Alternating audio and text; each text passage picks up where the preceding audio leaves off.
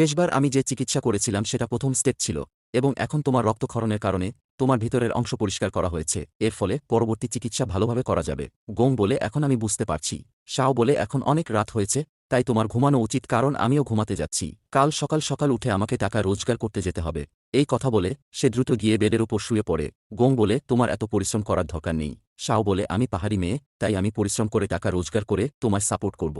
গোং তাকে বলে, তুমি ভুল বুঝছ, আমি দেউলিয়া হয়ে যাইনি, বরং আমি এখনও ধনী আছি। কিন্তু সে কিছু না শুনে ঘুমিয়ে পড়ে।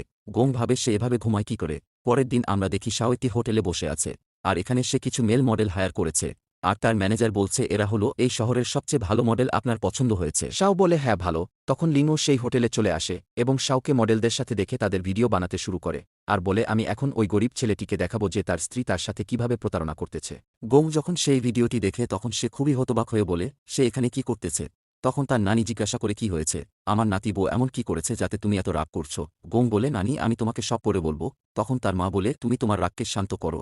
শাও যদি ভুল কিছু করে থাকে তবু তুমি সহ্য করে নাও, কারণ তোমাদের বাচ্চার জন্য দুজনকেই বুঝে শুনে কাজ করতে হবে। গোং বলে, ঠিক আছে, আমি বুঝেছি। আর সে বাইরে চলে যায়।